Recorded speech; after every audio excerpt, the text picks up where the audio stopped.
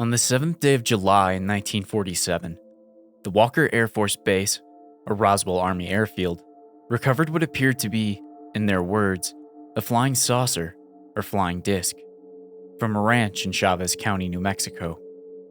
The rancher in question, a William Mack Brazel, found a cluster of, as the report states, rubber strips, tinfoil, a rather tough paper, sticks, and tape.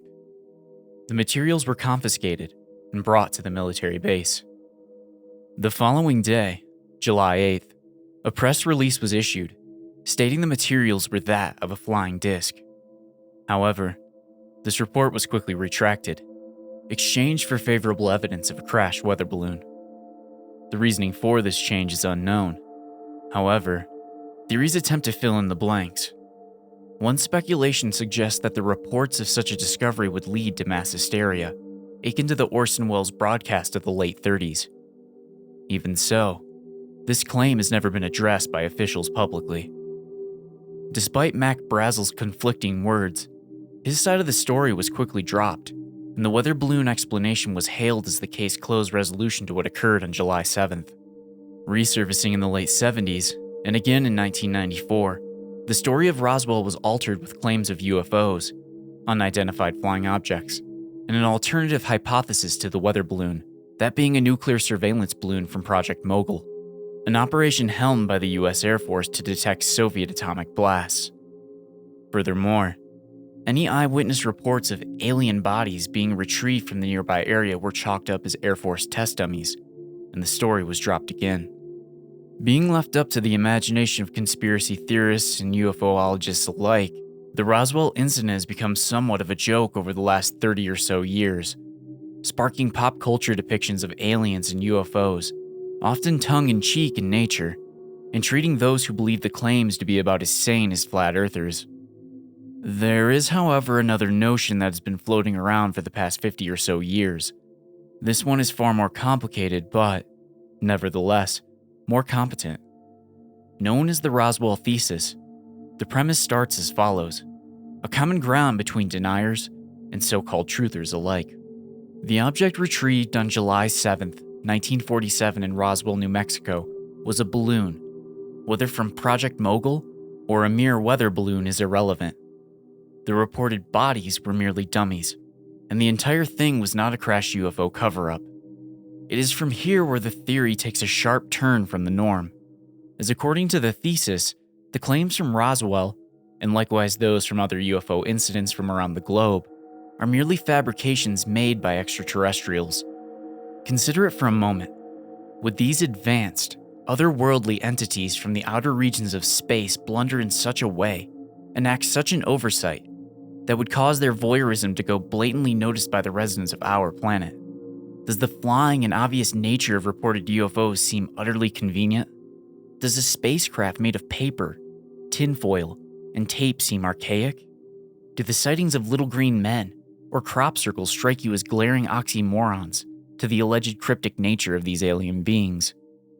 The thesis is, in essence, a conspiracy of conspiracies. The idea is that yes, the Roswell incident as well as the other alleged alien sightings are hoaxes. However, the threat of extraterrestrial beings is still imminent.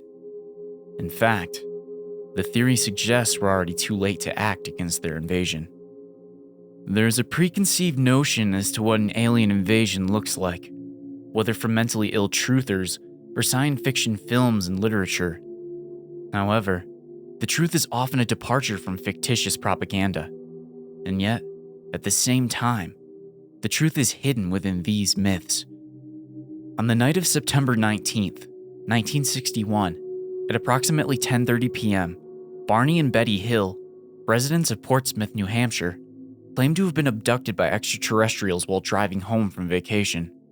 The couple reported seeing a UFO hovering over their vehicle and immediately began speeding home, where they reported feelings of impulse and odd sensations, including vivid dreams of gray-skinned creatures and metal discs. The vehicle they sped home in had noticeable circles etched in a metallic substance along the trunk. Moving a compass near the symbols caused the needle to berserk. Betty Hill also noticed a pinkish powder-like substance stained on her dress. Later, under hypnosis, Betty would describe a hologram shown to her off the extraterrestrial's homeworld, the binary star system known as Zeta Reticuli. According to a journalist, Cortland Dixon Barnes Bryan, CDB Bryan, 73% of all alleged alien sightings refer to these Zeta Reticulans, also known as the Greys. While these accounts have bits of truth sprinkled throughout, the theory suggests much of the abduction was carried out to seem fictitious, as if purposeful. What we are dealing with are not simple-minded primitives, as humans assume, being ourselves somewhat primitive, despite our countless advancements. No. These entities are vastly more intelligent than us, realizing that the best way to invade is not by sheer force, ray guns, or War of the Worlds style walkers, but rather forcing our species into extinction through self-genocide. The first notions of this idea came from a 1966 autopsy of a 44-year-old Conrad Dennison, a patient of the then-named New Mexico Hospital for the Insane. Today, this facility is known as the New Mexico Behavioral Health Institution, located in the town of Las Vegas, New Mexico, not to be confused with the city in Nevada of the same name. Dennison has been rather unfortunately scrubbed from the records of the institution, as no mention of his name or symptoms is available in any forms or documents. His case, however, remains one of the cornerstones for the thesis. Admitted to the hospital in 1965 as a schizophrenic, Dennison claimed to have been abducted by extraterrestrials. Reporting constant migraines and nightmares, Dennison was transferred to psychiatrist Eric Ralston, PhD Ralston, who had a background in lobotomy, claimed that Dennison had a cyst on his frontal lobe, requiring surgery to remove it. And after repeated sessions in which Dennison claimed to have seen pale, human-looking beings, he admitted to having killed his 42-year-old wife, Charlene Dennison. When asked where her body was located, Dennison claimed he didn't know because they were controlling me while I was asleep. Despite a confession to murder, the implications of insanity meant a lengthy trial, one that Dennison would never see, as months later, in the November of 1966, Conrad Dennison died due to complications with his lobotomy. During the operation, Ralston made note of a small, organic glob attached to the frontal lobe. This glob, while organic, was unlike anything the hospital had seen. Undetected by X-rays, the cyst-like glob had been surgically attached to Dennison's brain.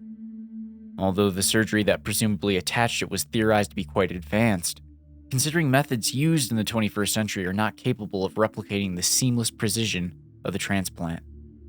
Any further information regarding Conrad Dennison is unknown, as the files on his case were mysteriously removed from existence.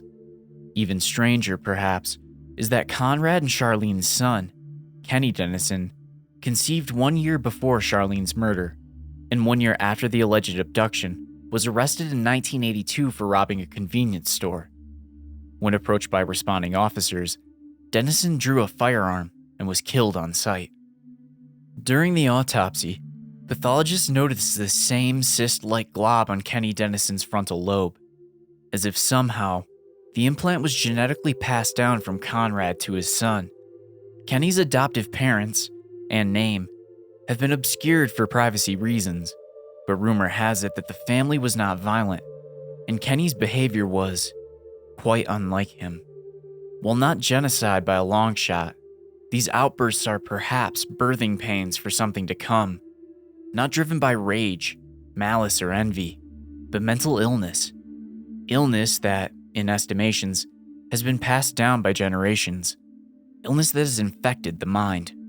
In a more recent turn of events, following an automobile accident in Springdale, Utah, on April 19th of 2013, a 22-year-old college student, Sean Phillips, was arrested for violently stabbing the driver of the other vehicle, 77-year-old Nathan Moffat.